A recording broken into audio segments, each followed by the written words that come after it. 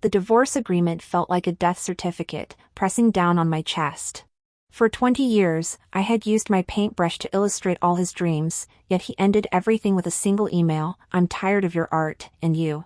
Damn it, I really wanted to print that email out and, with my sharpest carving knife, meticulously engrave it onto his tombstone, stroke by stroke. But forget it, a man like him would probably complain the engraving was too artistic even in death. James, my ex-husband, or rather, that bastard James. He always managed to make the most disgusting things sound as concise and efficient as a goddamn business brief. The email subject was our future, but the content was only 3 sentences. He wanted a divorce, he was no longer interested in my so-called art, and he had found a more like-minded partner. Like-minded, my ass. The person was clearly a blonde model 20 years younger than him. Oh no, now she was his business partner. What she could give him were designer bags and youthful flesh, not late nights spent revising design drafts over and over for him. My name is Emily Miller, formerly Emily White, that was my maiden name. I even thought about changing it back once I got out of this hellhole. White, how clean that sounds, unlike Miller, stained with that bastard James's filth.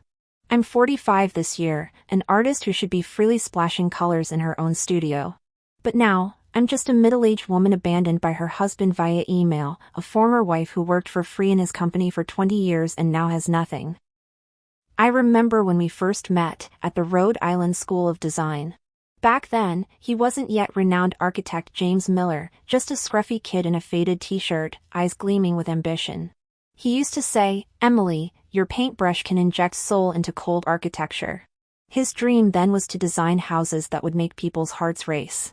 And my dream was to capture those heartbeats with my brush. We'd stay up all night drawing, munching on pizza, drinking cheap beer, dreaming of one day owning our own firm, designing works that would astound the world. He'd handle the structure, I'd handle the aesthetics. He said we were a match made in heaven. A match made in heaven, my ass.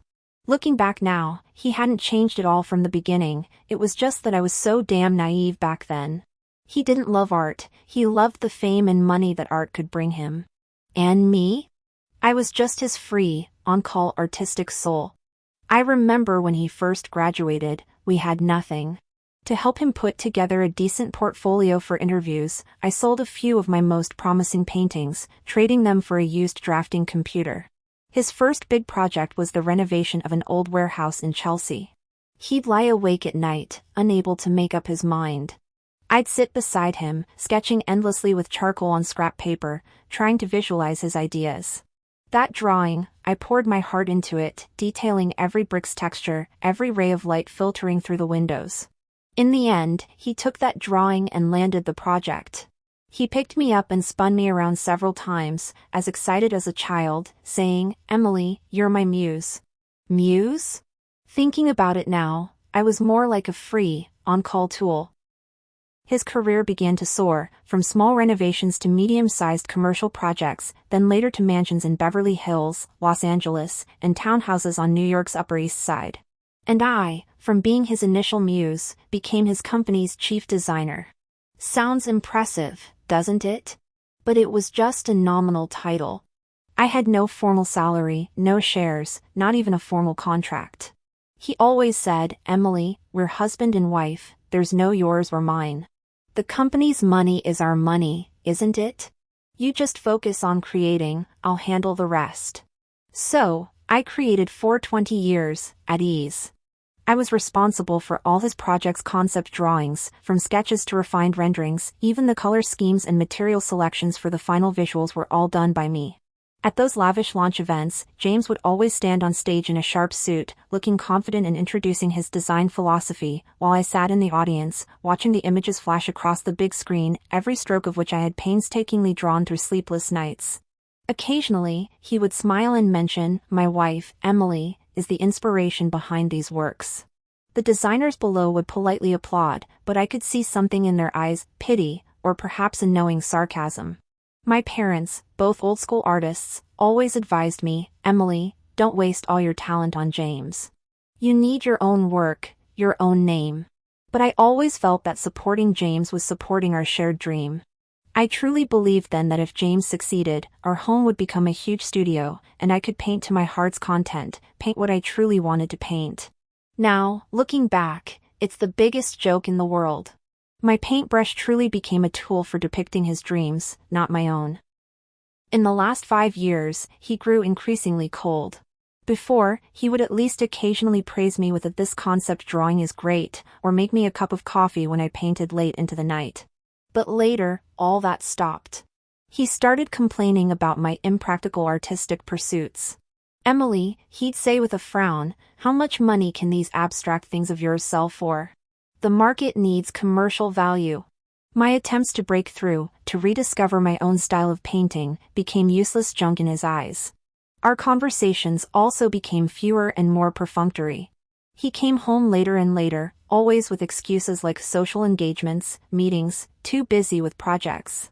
I tried to rekindle the spark between us, preparing elaborate dinners, creating a cozy atmosphere, but he was always distracted, playing on his phone, or finding an excuse to retreat to his study. I once drew a quick sketch of us cuddling on the Rhode Island beach when we were young, intending to give it to him as a gift. He glanced at it and said, "Oh, that's nice. Just leave it." And he never touched it again. That drawing is still tossed in a corner of my studio, covered in dust. His gallery openings, however, became more frequent, always in trendy art districts like Tribeca or Williamsburg. And each time, he would bring that blonde woman, Tiffany Scott. At first, he introduced her as our company's new marketing director, then later as a very important business partner. Damn it, of course I knew who she was. She was that business partner whose cheap perfume scent would always accidentally cling to his shirt collar when he came home from social events. It's not that I didn't suspect, but I always made excuses for him. He was under a lot of pressure. Successful men always have some social obligations. And I was busy drawing for his projects, busy managing that empty house. I didn't dare to think too deeply, because if I did, the life I had painstakingly built for 20 years might shatter like a glass. Until that email, it struck my heart like a precision-guided missile. I remember it was a Tuesday, 3:30 in the afternoon. Sunlight streamed through the floor-to-ceiling windows into my empty studio, which should have been a good time for creation. But I stared at those few lines on my phone screen, my mind blank. I didn't even cry, I just felt cold, a bone-chilling cold. James didn't call me, didn't tell me to my face, didn't even send a text message. An email, that's all it took to end our 20-year marriage. He was such an efficient, ruthless businessman, anything without value would be mercilessly discarded by him. And I, apparently, was the old tool deemed useless. I called James, but his call went straight to voicemail. I called his office again, and his assistant, a young girl named Karen, spoke with formal politeness. "Mr. Miller is in a very important meeting. You can leave a message if you have anything." A message? Damn it, I just wanted to tell him he was a complete bastard. For the next few weeks, I lived like a ghost. James's legal team, a bunch of suit-clad vampires, moved swiftly. They arranged for me to meet them at a high-end law firm downtown, where the conference room was cold and bright, and the table was as big as a football field. James's lead lawyer, an old man named Richard Howard, with meticulously combed hair, spoke slowly and deliberately, yet every word was a knife. "Mrs. Miller," he pushed up his glasses, "according to our agreement, you have no equity in Mr. James Miller's Miller Architectural Design Firm. Your so-called chief designer title was merely an honorary one, with no formal employment contract or salary records." Honorary title? I almost laughed out loud. I had drawn for him for 20 years, pulled countless all-nighters, and now he was telling me it was just an honor? "As for the design works you claim to have co-created," Howard continued, as if reciting clauses, "according to the contract, all intellectual property rights belong to Miller Architectural Design. Your contribution, as Mr. James's wife, is considered gratuitous assistance during the marriage." Gratuitous assistance! A surge of blood rushed to my head. I wanted to flip that conference table and shove his head into that cold coffee. The divorce agreement they proposed was an insult to my dignity. A small apartment in the suburbs, an old Honda Civic, and a meager alimony that would barely sustain me for a few years. They said, given Mr. James's generosity, this was the best possible outcome. Mr. James hopes you can understand, Howard added, a fake smile on his face. He is a very private person regarding his assets. His wealth and reputation are the result of his hard work. Hard work? Damn it, his hard work included 20 years of my free labor. How much of his reputation was built on those gratuitous assistance works of mine? I tried to argue, my voice trembling. Those design drawings, I drew them all. Those concepts, I proposed them. Howard merely gave a contemptuous smile. Mrs. Miller, hearsay is not proof. Do you have any written evidence?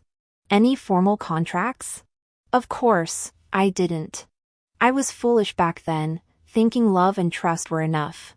He simply took advantage of my naivete and trust in him. During that time, I lost over 10 pounds, surviving on instant coffee and a few slices of toast each day. My paintbrush lay discarded in a corner, covered in a thick layer of dust. I looked at my studio, in this large house in the Long Island suburbs, which had once been my only spiritual solace. Now, it too was James's asset and would soon be sold. I was almost ready to give up. My friend Sarah, a shrewd real estate agent who had worked in New York for over a decade, burst into my studio. Seeing me in such a state, she stomped her foot in anger. Emily, you can't just give up like this. She pulled me up from my chair, forcing me to look into her eyes. You're Emily White. You used to find fault with Picasso's paintings, now you're knocked down by a bastard?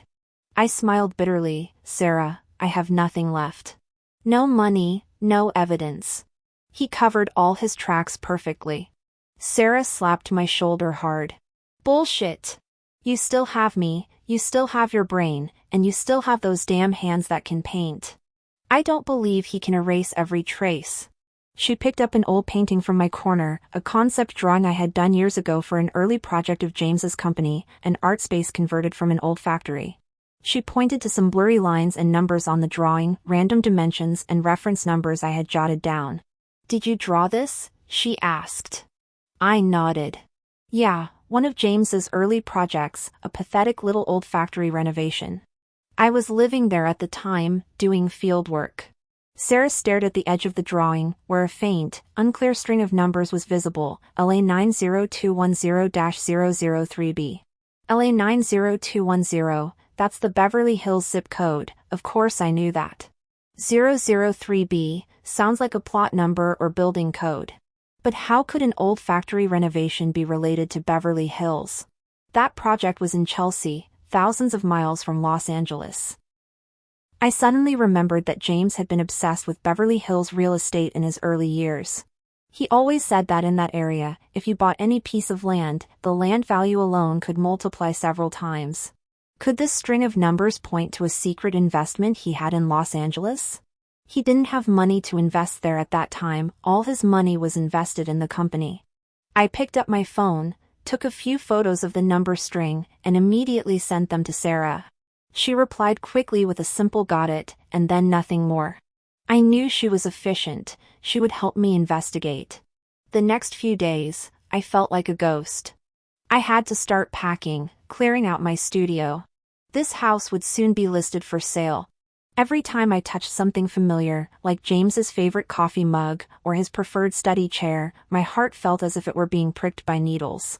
These things once represented our home, our future, but now they only reeked of betrayal. I began to meticulously examine every drawing I had ever done, even some casual doodles. I wasn't looking for flaws, I just wanted to confirm how much gratuitous assistance I had truly provided him. As I spent an entire day looking at those dense lines and numbers, I suddenly felt something was off. There were a few abstract art concept drawings I had done years ago, originally designed for James's company's art exhibition space project. These drafts had been shelved by James, who said they were too avant-garde, not suitable for commercial use. But now, looking closely at them, those irregular geometric shapes, those seemingly random lines and color blocks, surprisingly had a peculiar regularity. The direction of some lines was very similar to certain pipe or cable path diagrams I had seen in other project sketches. And the superposition of some color blocks seemed to be marking some complex code. I picked up a pencil and tried to reproduce those patterns on a blank piece of paper. I found that if I overlaid several different abstract paintings and rotated and adjusted their angles, they actually formed some kind of connection. It was like a giant jigsaw puzzle, and I, the former chief designer, had been completely unaware of it. James was an extremely controlling person. He liked to keep everything in his hands, including my creations. He always said, "Emily, you just present the beauty, leave the rest to me." Now it seemed that his rest meant turning my beauty into his shady business. Did he intentionally neglect my abstract paintings back then because they contained secrets I had inadvertently recorded? I thought of an even bolder plan. I couldn't just sit at home waiting for Sarah's news. I had to take the initiative. I had to go near his company, to the places he frequented, to every corner where Tiffany appeared. I couldn't just burst in and make a scene, that wasn't my style, and it would only make him laugh. I had to do it my way, with my paintbrush. I rummaged through my cabinet and found my most used sketchbook, along with a portable set of charcoal pencils and watercolors. I decided to do field work in those places under the guise of city sketching. Who would suspect a middle-aged woman with a paintbrush? The next morning, I put on my most inconspicuous jeans and t-shirt, donned a baseball cap, slung my art bag over my shoulder, and took a taxi to James's company in Midtown Manhattan. That gleaming glass building used to be where I entered and exited every day. Now, I had to stand across the street, like a stranger, looking up. I found a bench in a street corner park, opened my sketchbook, and began drawing the surrounding buildings. My hand hadn't been so focused on sketching in a long time, my strokes were a bit rusty, but soon, that familiar feeling returned. My eyes scanned everything around me like radar, searching for any clues. James's company was on the 28th floor of the building. I knew he often used a side entrance because he hated waiting for elevators. I noticed that next to that side door was an unassuming coffee shop where he used to send his assistant to buy him coffee.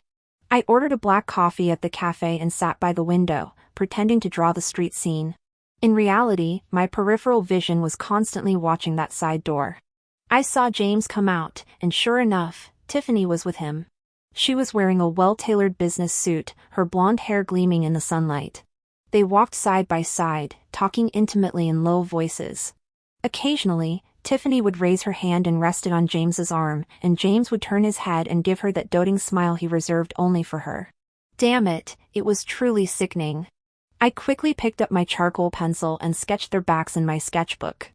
I wasn't drawing portraits, I was documenting.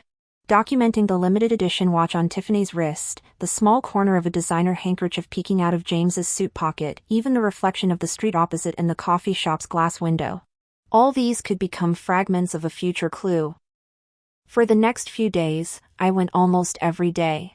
I went to the luxury stores Tiffany frequented. I wasn't there to shop, but to sit on the street and draw the storefronts, the display windows, and the people coming and going.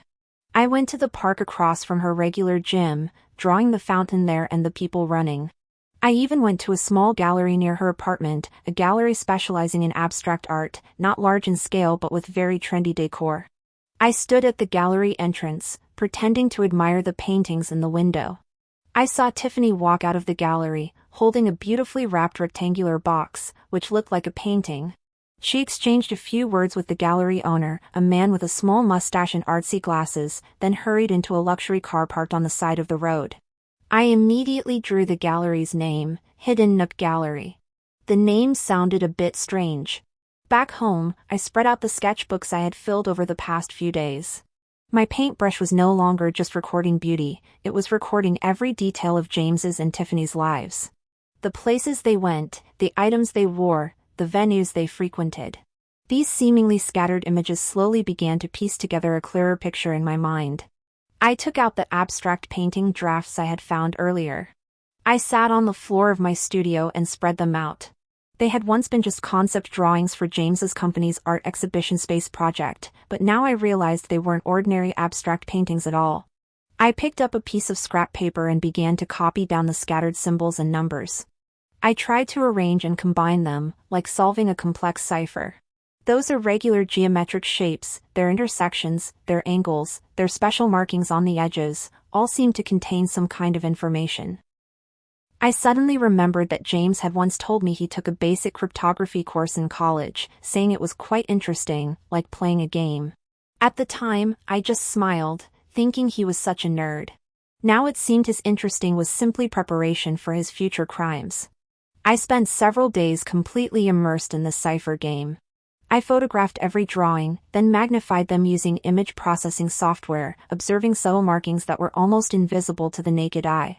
I tried various methods to decipher them, treating the abstract lines as coordinates and the color blocks as values. Suddenly, a possibility occurred to me. I had once designed the internal structure of a private vault for James.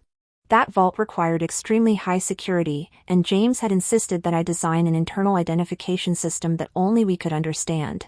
I remembered designing some special guidelines and safe zone markers that looked like abstract patterns but actually represented different areas and permissions. I immediately compared those abstract paintings with the vault blueprints I had designed years ago. Sure enough, the direction of some lines remarkably coincided with the vault's guidelines. And the color block encodings also matched the security levels I had set at the time. A chill ran down my spine. Was James encoding important information within my artwork? Was he using my trust in him, my love for art, to turn me into his encryption tool? I documented all these discoveries. Those seemingly random brushstrokes, now in my eyes, became silent accusations. I also wrote down the name of the Hidden Nook Gallery in my notebook. A gallery specializing in abstract art, named Hidden Nook. It sounded like something out of a movie. I told Sarah about all my findings. She was dumbfounded on the other end of the phone. "Emily, you're a goddamn genius," she exclaimed. "I can't believe it. That bastard James actually hid such a big secret in your paintings. What does this mean? He didn't take you seriously at all. He thought you were just a naive artist who only knew how to paint and would never discover any of this." "He knows better now," I said calmly, my voice carrying an unprecedented coldness. "He not only underestimated me, he underestimated art." Sarah was silent for a few seconds. "Listen, Emily, your findings are too important. The Los Angeles address I looked up for you is indeed a property in a very secluded location. It was recently renovated, and the owner is an offshore company. This all points in one direction: money laundering. Money laundering. The word hit me like a heavy stone. James, my ex-husband, a man once hailed as a rising star in architecture, was involved in such dealings? And that Hidden Nook Gallery, Sarah continued, I checked it out. It suddenly popped up in recent years, representing many unknown abstract artists. But its transaction volume is astonishing, and its client list is very secretive. Moreover, it has very clandestine financial dealings with several of James's company's partners. I felt a wave of dizziness. My art created for him was being used to cover up his dirty money laundering activities? Those seemingly avant-garde, obscure abstract paintings were actually his criminal records? "I have an idea," Sarah said. "Have you ever thought that James chose these abstract paintings to hide information because he thought abstract art itself was vague and difficult to understand? So even if you discovered it, others would just think it was a bunch of gibberish." That's exactly what he thought. I closed my eyes, picturing James's contemptuous expression as he looked at my abstract paintings. He said my paintings had no commercial value, that they were incomprehensible. "Bingo!" Sarah exclaimed. "He was using the obscurity of your art to hide his crimes. It's a perfect crime, for him, that is. But for me, it's the perfect counterattack." I gripped the pencil in my hand. We discussed the next steps. Sarah advised me to organize all the evidence, including scans of the paintings, my deciphering notes, and all the financial connections she found between James and the Hidden Nook Gallery. "We need to find a professional lawyer," Sarah said, "a lawyer who truly understands financial crime, not those idiots who only handle divorce cases. And for a case like this, we might even need to contact the media.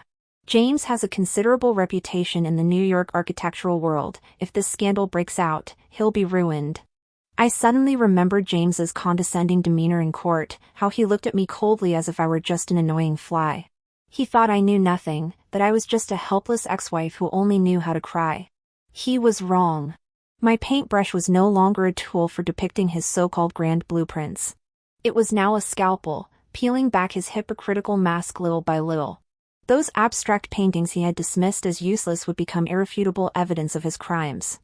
I remembered James once whispering in my ear, "Emily, you are my blank canvas. I can paint my world on you however I please." Damn it, James.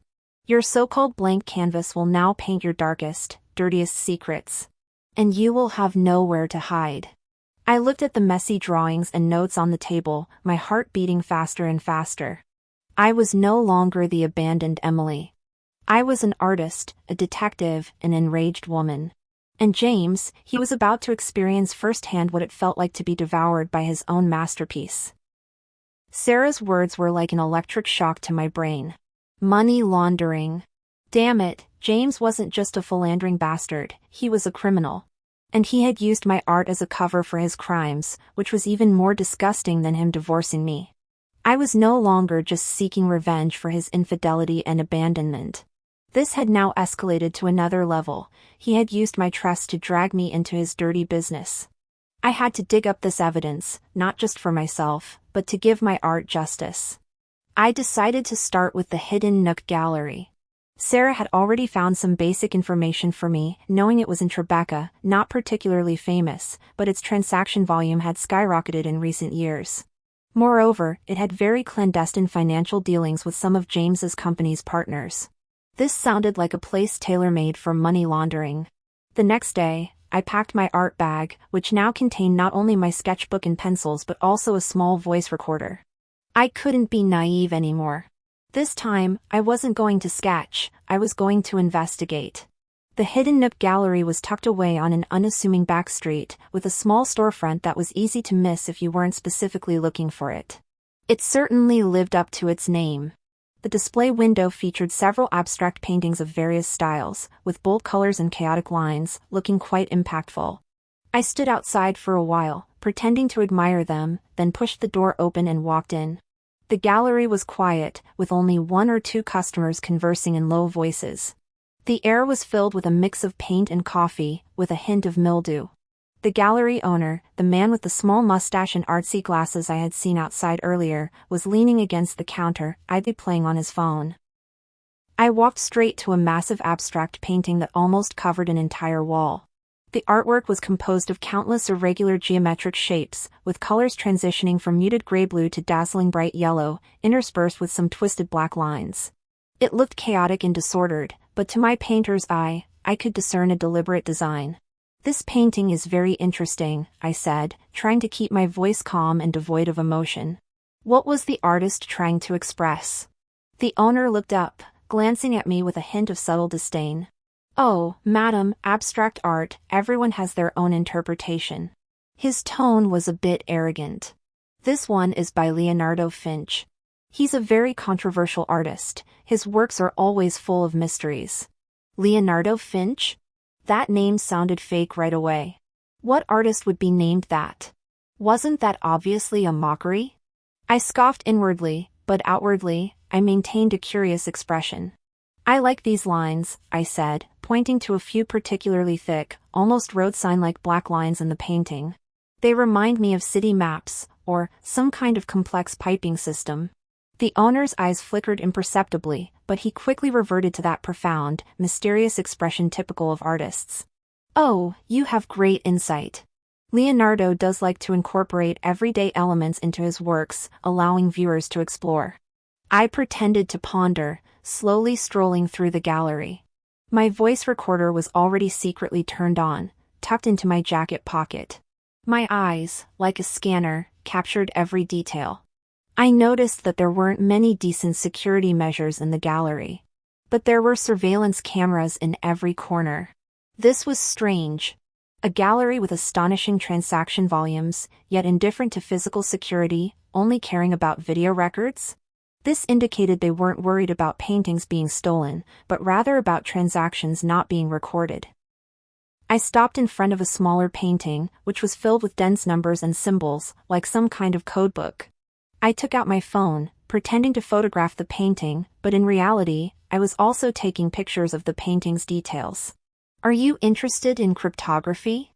I suddenly asked the owner. The owner's hand visibly trembled. He adjusted his glasses, and a hint of wariness flashed in his eyes. "Cryptography? Madam, you misunderstand. This is just the artist's unique way of expression, not some code." "Oh, I'm sorry, I'm a painter," I smiled, my tone a bit self-deprecating. Occupational hazard, always curious about these things. I used to try incorporating numbers and symbols into my work too, but they never had any commercial value. I deliberately emphasized the words commercial value. The owner's expression finally relaxed, even carrying a subtle hint of superiority. Every artist has their own path, madam. Some works are destined to be ahead of their time, not understood by the market. I knew he was mocking me. But he didn't expect that I was the one who was ahead of my time, so far ahead that I could see through his tricks. I continued to walk around the gallery, pretending to be interested in all the works. I noticed a very hidden drawer under the gallery's cash register. The owner inadvertently pulled it open once, and I saw a few thick ledgers inside, labeled H.N.G. ledger. HNG, the abbreviation for Hidden Nook Gallery. Back home, I played back the conversation from the voice recorder over and over again. Although the owner's tone was calm, the subtle changes in his voice when I mentioned piping system and cryptography became evidence of his guilt. Then, I began to decipher the code painting I had photographed. I printed it out and spread it on my drawing table, next to the identification system I had previously organized, which James had used when designing his vault. I found that some patterns in the painting indeed bore striking similarities to the vault's identification system. Those twisted lines were the flow of funds, those different colored blocks represented different account types, and those dense numbers were a complex method of encrypting transaction amounts. I could hardly believe my eyes. That bastard James, he had actually painted his money laundering ledger in this way, hiding it within these abstract artworks. He even used a fake name, Leonardo Finch, to sign these illicit gains. I tried to compare the information in these code paintings with the financial transaction information Sarah had found about James and Tiffany. Sure enough, they matched. The fund flows in the paintings perfectly corresponded to several large transactions between James's company and the Hidden Nook Gallery. And the encrypted transaction amounts also matched the data Sarah had found. This was no longer simple money laundering. This was art money laundering.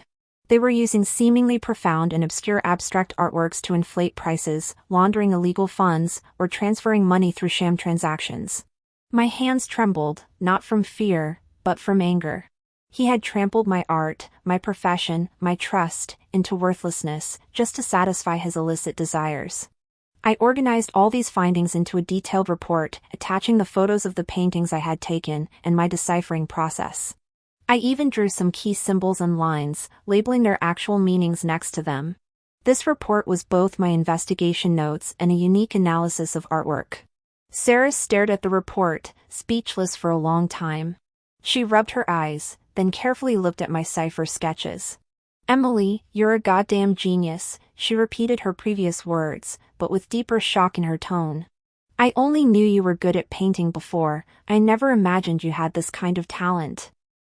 "James forced it out of me," I said with a bitter smile. "He thought hiding these in art would be foolproof. Little did he know, the one who understood the art's code best was me."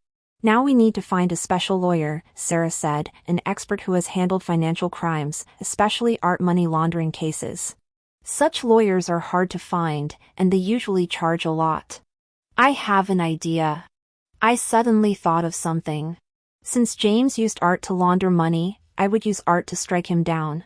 I took out all the design sketches I had done for James before, as well as some commercially worthless abstract paintings I had privately done that he had never bothered to look at. I began to conceive a special portfolio. My plan was this: I would present James's illicit transaction information in a very artistic way. Using the language of abstract art, combined with my deciphered symbol system, I would paint his money laundering paths, his secret accounts, and even the financial transactions between him and Tiffany. These paintings, on the surface, would appear to be abstract art, but to those in the know, or with my interpretation, they would be irrefutable evidence of James's crimes. I spent over a week completely secluded in my studio. I no longer painted landscapes, no longer painted figures, I painted the truth. I used various paints, various brushstrokes, to present all the information I had gathered, in the most intuitive yet most hidden way, on canvas.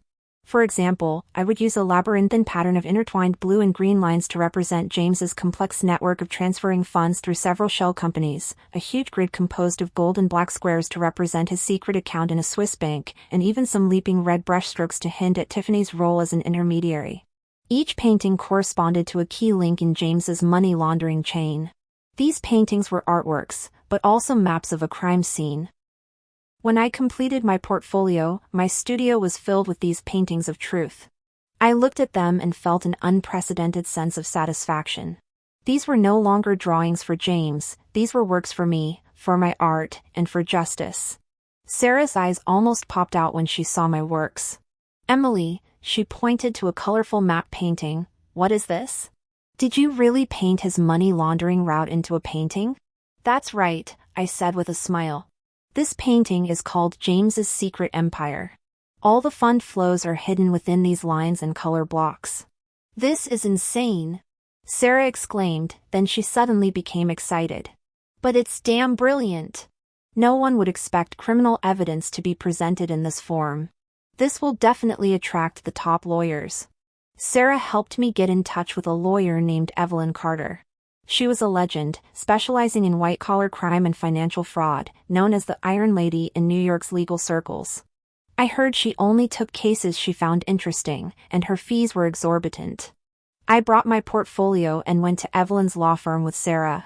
Her office was on a high floor, overlooking the entire Manhattan skyline, with simple and austere decor, unlike James's office, which was filled with ostentatious artworks. Evelyn was a woman in her 50s, with neat short hair and eyes as sharp as an eagle. She motioned for us to sit down, then got straight to the point. "Mrs. Miller, Sarah briefly mentioned your situation. With all due respect, I'm not very interested in just a marital property dispute." "Of course, Ms. Carter." I placed my portfolio on the coffee table in front of her, keeping my voice as steady as possible. "I'm here to see you not for a divorce. I'm here to expose a large-scale financial fraud and money laundering case." Evelyn's eyebrow raised. She looked at my portfolio. I opened the first painting, which was James's Secret Empire. "This painting, on the surface, is abstract art," I said, pointing to the lines and color blocks in the painting, and began my explanation. "But in reality, it's an encrypted map of fund flows. These blue lines represent the path of funds transferred by James's company through offshore shell companies. And these red squares are his secret account codes overseas." I continued to display my other paintings, each corresponding to a link in James's criminal chain. I explained in detail how I deciphered those abstract patterns and how I matched them with the financial data Sarah had found. I mentioned the hidden Nook gallery, the fake name Leonardo Finch, and even Tiffany Scott's role in it. Evelyn's expression slowly changed from initial calm to seriousness, and finally, her eyes sparkled with excitement. She stood up, walked to the paintings, and examined them carefully. She even took out her phone and took pictures of a few of the paintings. "Tell me," Evelyn suddenly turned to me, her eyes sharp enough to see through me, "are these paintings all done by you, and are you sure all your interpretations are accurate?" "100% accurate, Ms. Carter," I met her gaze. "I've drawn design plans for James for 20 years, I understand his way of thinking better than anyone. Moreover, I'm a painter, and my sensitivity to images and symbols is beyond ordinary people's." Evelyn nodded, a meaningful smile on her face. "Mrs. Miller, or should I call you Emily?" "Emily," I said. "Emily," she picked up the deciphered report I had given her. "What you've brought here isn't just evidence, it's art. And it's the most powerful kind of art. Using art to expose crime, this is simply unprecedented." She walked to her desk, picked up the phone, and dialed a number. "Get me FBI agent John McDonnell. Tell him Evelyn Carter has an unprecedented art money laundering case to report to him. Tell him this case involves James Miller." Hanging up the phone, Evelyn looked at me with an admiring smile. "Emily, congratulations. Your paintbrush will not only bring you justice, it will also cause an earthquake in the art world." I felt a powerful force surging within me. "James, you thought your useless art would now be your death knell. My paintbrush would no longer just depict your dreams, it would now paint a portrait of hell for you, one you could never escape." Evelyn Carter's phone call was like a thunderbolt, instantly shattering all the chaos in my mind. FBI agent John McDonnell, this was no small matter. James, you've really hit a brick wall this time. Leaving Evelyn's law firm, I felt 10 pounds lighter. Sarah was so excited she was jumping up and down, hugging me tightly. Emily, you're my hero. I knew you could do it. My heart was also burning with a fire of revenge, and a fire of rebirth. I knew the road ahead would be difficult, but at least, I was no longer the helpless woman silently weeping at home. Evelyn acted very quickly. She told me that the FBI was very interested in this art money laundering case because it was both novel and complex, and the amounts involved were usually very large. James Miller had some reputation in the architectural world, and if he was indeed involved, it would be big news. A few days later, I received a call from Agent John McDonnell. His voice was deep and professional, without unnecessary pleasantries. Mrs. Miller, Attorney Evelyn Carter has submitted your report and those unique paintings to us. We need you to come to our office to explain everything you've discovered in detail. The FBI office was in an unassuming government building downtown. When I walked into the interrogation room, it felt like stepping into a movie. The room was small, with a long table, a few chairs, and a whiteboard on the wall. Agent McDonnell sat on the other side of the table. He was a tall man with sharp eyes, wearing a slightly loose suit. Next to him sat a young female agent, typing rapidly on a laptop. I unfolded my portfolio, those paintings of truth, one by one, placing them on the table. Agent McDonnell frowned as he looked at the paintings. Mrs. Miller, he pointed to one of the paintings, the one I named Secret Empire. Are you saying that these lines in this painting are James Miller's paths for transferring illicit funds? Yes, Agent, I took a deep breath and began my explanation. These blue lines represent the flow of funds from his company accounts to several offshore shell companies. I've encoded the names of these shell companies using his most common architectural symbols, hidden in specific areas of the painting.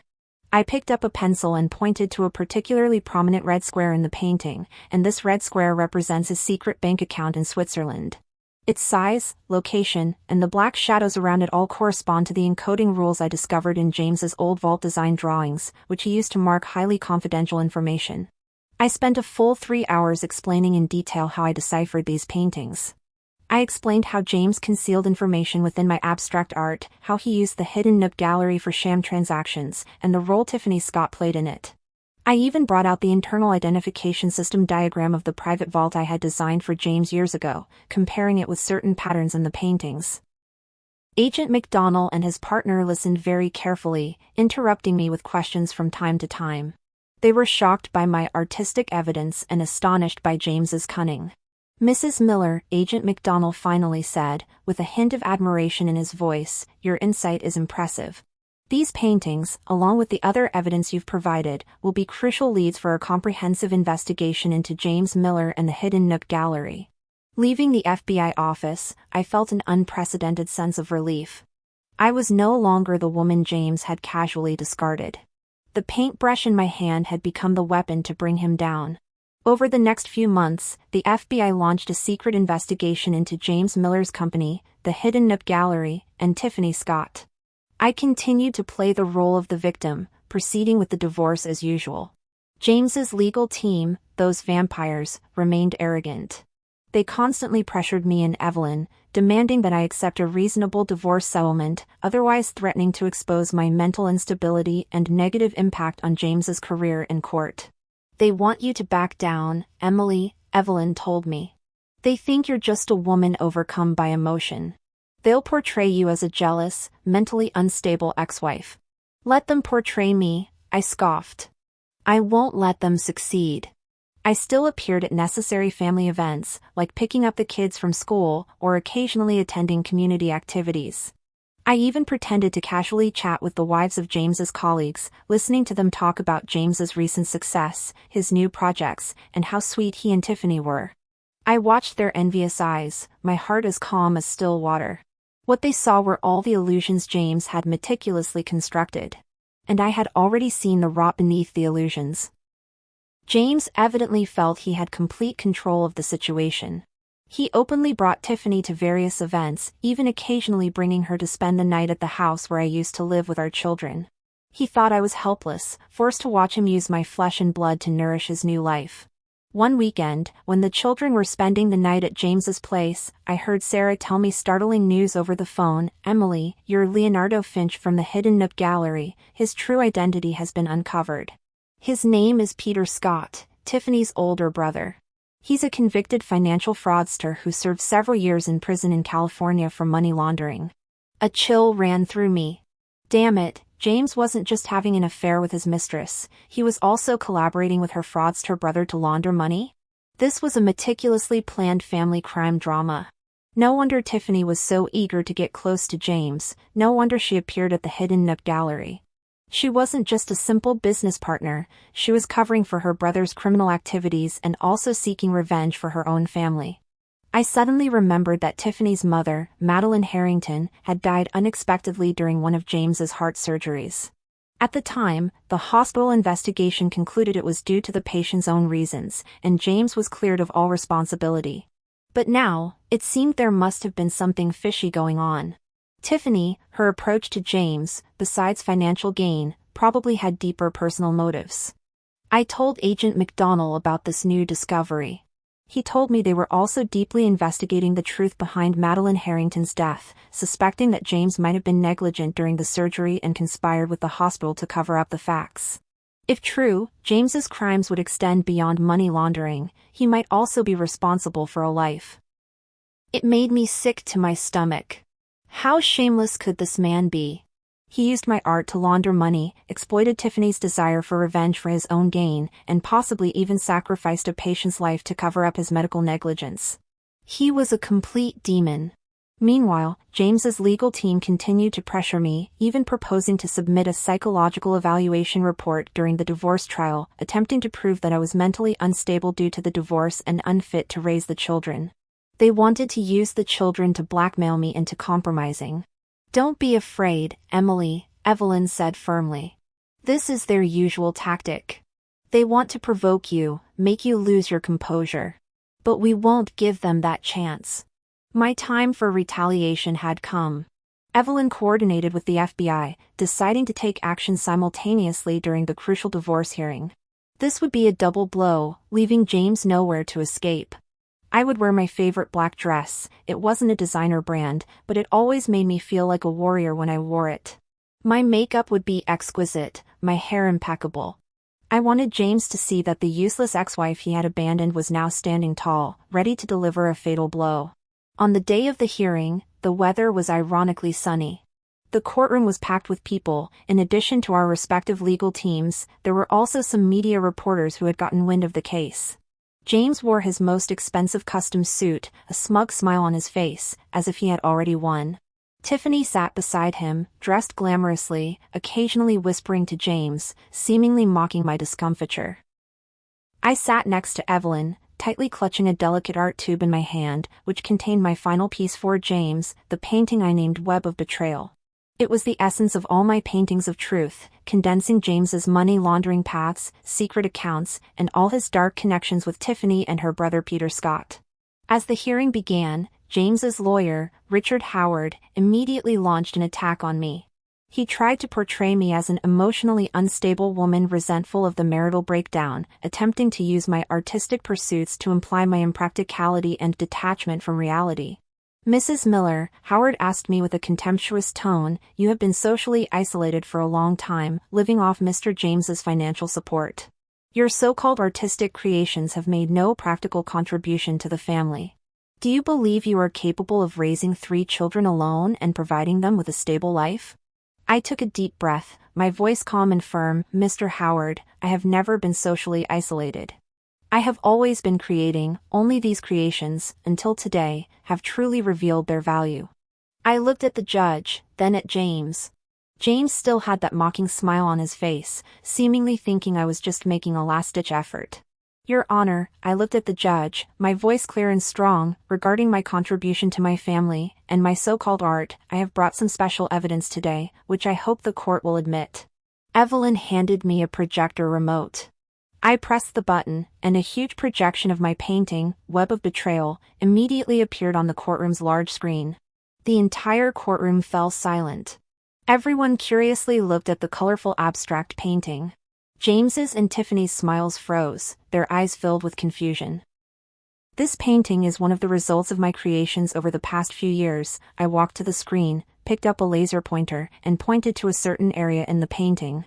On the surface, it's an abstract artwork. But in reality, it completely records how Mr. James Miller used his architectural firm to conduct large-scale money laundering through a series of complex shell companies. I began my explanation. I pointed to the winding lines in the painting. These lines represent the flow of his illicit funds from his architectural firm, flowing to these offshore accounts that I've encoded with special symbols. I pointed to a bright yellow square, and this square represents his secret bank account in the Cayman Islands, his largest black money pool. Whispers began to ripple through the courtroom. James's lawyer, Howard, turned ashen, attempting to interrupt me. "Your Honor, Mrs. Miller is spreading baseless accusations. This is not evidence at all. It's just a painting." "It's a painting of evidence, Mr. Howard," I calmly replied.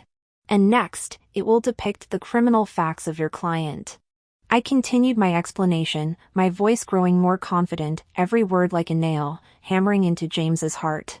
I revealed the roles of Tiffany Scott and her brother Peter Scott in the money laundering network, and the details of their transactions with the hidden Nook Gallery. I even pointed out the hidden implications in the painting regarding the truth of Madeline Harrington's death. James's and Tiffany's faces turned pale, their eyes filled with fear. They stared intently at the painting on the screen, as if it wasn't a painting, but their darkest nightmare. Just as I reached the climax of my explanation, the courtroom door suddenly opened. Several FBI agents in suits walked in, led by Agent John McDonnell. Agent John McDonnell, Federal Bureau of Investigation. He walked up to the judge, presented his badge, then looked at James Miller. "Mr. James Miller, we have sufficient evidence to suspect you of financial fraud, large-scale money laundering, and involvement in the cover-up of a medical malpractice. You are now officially under arrest." The entire courtroom instantly erupted. Flashbulbs went off, and reporters rushed forward. James's arrogance crumbled instantly. He stared wide-eyed at me and the painting on the screen, his eyes filled with disbelief, anger, and fear. You goddamn!" James roared at me, trying to break free from the agent's grasp. "You crazy woman! What have you done?" "I merely painted your world," I replied calmly, my eyes as cold as ice. Tiffany sat stunned in her chair, her face ashen. Peter Scott's name was revealed, and all her secrets were exposed. Her revenge was completely shattered by my counterattack. As James was handcuffed and led out of the courtroom by the agents, he was no longer the glamorous renowned architect, he was just an exposed criminal. I watched his back disappear through the door, feeling no pleasure of revenge, only a sense of relief, a feeling of finally being able to breathe. My paintbrush had not only won me justice, it had also won me freedom. It proved that art is not just beauty, it is also a force, a powerful force capable of revealing truth and shattering lies. The news of James's arrest exploded like a bomb in New York and throughout the American architectural and art worlds. The next day, the front pages of the New York Times and the Wall Street Journal were filled with headlines about him: renowned architect suspected of large-scale money laundering and medical fraud, art money laundering network exposed, involving multiple interest chains. My name, Emily Miller, was also frequently mentioned alongside those paintings of evidence. The media called me the artist who exposed the truth with her paintbrush, and my story became a hot topic on major news programs and talk shows. I didn't hide, nor did I deliberately revel in the sudden fame. Evelyn Carter shielded me from most interview requests, allowing me to accept only a few in-depth reports from media outlets I trusted. I sat in front of the camera, calmly recounting how I, from an abandoned wife, gradually uncovered my ex-husband's ugly crimes. I displayed my paintings of truth and explained the secrets hidden behind them one by one. "I hope my story can tell everyone," I said in one interview, "that art is not just a lofty temple, it can also be a weapon to expose darkness. And everyone who has been wronged has the power to stand up and paint a new world for themselves." James's case was tried for several months. The evidence was conclusive, almost irrefutable. My paintings, as core evidence, were repeatedly displayed and interpreted in court. The FBI and Evelyn's legal team cooperated perfectly, thoroughly exposing the criminal network of James, Tiffany, and the Peter Scott family. The court finally convicted James Miller of multiple counts of financial fraud and money laundering, and confirmed his negligence and cover-up in the Madeline Harrington medical accident years ago. He was sentenced to a heavy prison term and ordered to pay a huge fine and compensation. Tiffany and her brother Peter were also not spared, each receiving prison sentences. All their illicit gains were confiscated, used to compensate victims and for public forfeiture. James's architectural firm went bankrupt, and all his assets were frozen and liquidated. The court finally ruled that I not only received my rightful share of the property, enough to ensure my children and I lived comfortably, but more importantly, I regained full attribution rights and future revenue rights for all the design works I had previously created for his company without compensation. Those paintings he had dismissed as useless now became symbols of my independence and wealth. My children and I moved out of the house filled with James's traces. With Sarah's help, I rented a spacious and bright loft in Dumbo, Brooklyn. It was both my new home and my new studio. It had huge floor-to-ceiling windows overlooking the Manhattan skyline, abundant light, and a free atmosphere.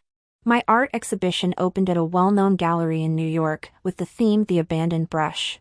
On display, in addition to the paintings of truth that exposed James's crimes, were new works I had created after picking up my paintbrush again. These works were no longer meant to depict others' dreams but were entirely based on my own feelings, experiences, and understanding of the world. Unexpectedly, my exhibition was exceptionally successful. The paintings of truth caused a huge sensation, attracting a continuous stream of visitors. People came not just to see art, but to witness how a woman used her talent and courage to accomplish an unprecedented act of revenge. My new works also received high praise. They broke free from the constraints of serving commercial purposes, imbued with deeper emotions and thoughts. My paintings were eagerly bought by many collectors, and I even received invitations from university art departments, hoping I could give lectures. One day, a visitor I never expected appeared at my studio door, Tiffany Scott. She was much thinner than before, her face pale, her eyes devoid of their former arrogance, leaving only fatigue and a hint of complex emotion. "Emily," she stood at the doorway, her voice a little hoarse, Can I come in?" I hesitated for a moment but let her in. She sat on my sofa, her eyes fixed on my new paintings. "I just wanted to tell you," Tiffany began, "what you did. I was very surprised. I originally thought you were just a housewife kept in the dark." She gave a self-deprecating laugh. "I never expected you to be more formidable than James, more formidable than all of us." She told me that her approach to James, besides money, indeed had an element of revenge for her mother. James had colluded with the hospital to cover up his medical negligence, shifting her mother's death onto her mother herself. Tiffany swore to make James pay, so she painstakingly approached him, entered his company, and participated in his money laundering scheme, trying to find more criminal evidence from within. "I never thought you'd discover his secrets through art," Tiffany said. "All my plans were just to find his financial evidence of crime and then hand it over to the police." She looked at me. "What you did was much more thorough than I imagined. You not only ruined him but also disgraced him." I looked at her and suddenly felt we had something in common. Two women, both deceived and used by James, only our chosen methods of retaliation were different. I didn't say much, just handed her a glass of water. "I merely painted the truth," I said softly. Tiffany nodded, took a sip of water, then stood up, ready to leave. "Take care, Emily," she said finally. "You too," I replied. Watching her receding back, I felt no hatred, only a complex emotion. Perhaps, in some ways, we were both victims. But at least, I chose to resist and won my own freedom. James's story became a topic of conversation, but my life embarked on a brand new chapter. I continued to paint, and my works gained increasing attention. My children gradually adapted to their new lives, and they were proud of me. My son even said he wanted to learn to paint, to become a cool artist like me. I sat in my studio, a large canvas on the easel, covered with various base colors, without any specific images yet. I knew what I was going to paint. It would be my brand new beginning, a world that belonged only to Emily White. Sunlight streamed through the huge floor-to-ceiling windows, illuminating the studio and my heart. I picked up my paintbrush, dipped it in my favorite blue paint, and began a new stroke.